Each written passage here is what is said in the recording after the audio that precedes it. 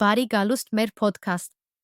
Այսօր մենք ունենք շատ հատուկ հյուր, գիտության պատմության ամենահայտնի անուններից մեկը՝ Տիկին Մարի Կյուրին։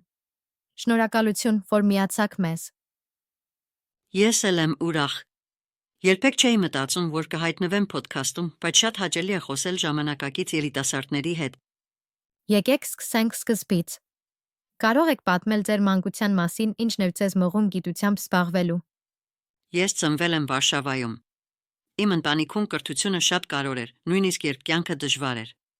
Փոքրուց սիրում էի սովորել, հատկապես մաթեմատիկա, ֆիզիկա։ Հայրս, որպես ուսուցիչ, միշտ խրախուսում էր ինձ։ Այդ հետաքրքրասիրությունը մնաց ինձ հետ ամբողջ կյանքում։ Դուք ապրում էիք այնպիսի ժամանակներում, երբ կանանց հաճախ թույլ չէին տալիս սովորել կամ գիտությամբ զբաղվել։ Ինչ դժվարությունների հանդիպեցիք։ Դա իսկապես դժվար էր։ Երբ սովորում էի Փարիզի Սորբոնում, շատ քիչ կին կար։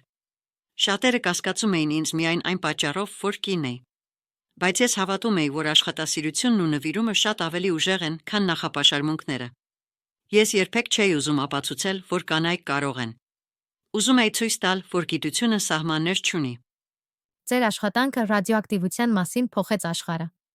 Կպատնեք, թե ինչպես դուք ձեր ամուսինը, Պիերը, արեցիք այդ բացահայտումները։ Մենք աշխատում էինք շատ վատ պայմաններում, երբեմն նույնիսկ անպատրաստ լաբորատորիայում։ Այդպես մենք հայտնաբերեցինք երկու նոր քիմիական տարր՝ պոլոնիումը, ռադիումը։ Դա շատ ծանր աշխատանք էր, բայց նա զարմանալի։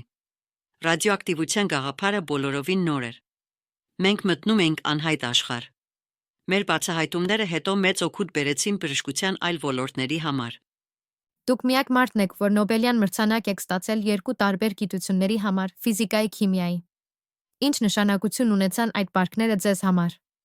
Դրանք, իհարկե, մեծ պատիվ էին, բայց ինձ համար ավելի կարևոր էր հենց բացահայտումը։ Պարտքները կարող են մոռացվել, բայց գիտելիքը մնում է շարունակում է ծառայել մարդկությանը։ Ինչ խորհուրդ կտայիք հայաստանցի աշխարհի մյուս երիտասարդներին, հատկապես այն աղջիկներին ու տղաներին, ովքեր երազում են դառնալ գիտնական։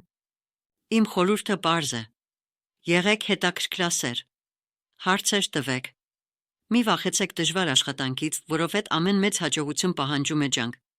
Եվ հիշեք, գիտությունը միայն լաբորատորիաների կամ գրքերի մասին չէ։ Այն մարդկանց կյանքը բարելավելու, հույս տալու ապագան կառուցելու մասին է։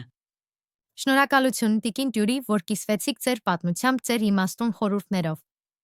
Ես էլ եմ շնորհակալ։ Ուրախ եմ, որ նոր սերունդները շարունակում են գիտության ճանապարհը։ Շնորհակալություն նա մեր ունկնդիրներին։ Մնացեք հետաքրքրասեր, շարունակեք սովորել։ Կհանդիպենք հաջորդ թողարկմանը։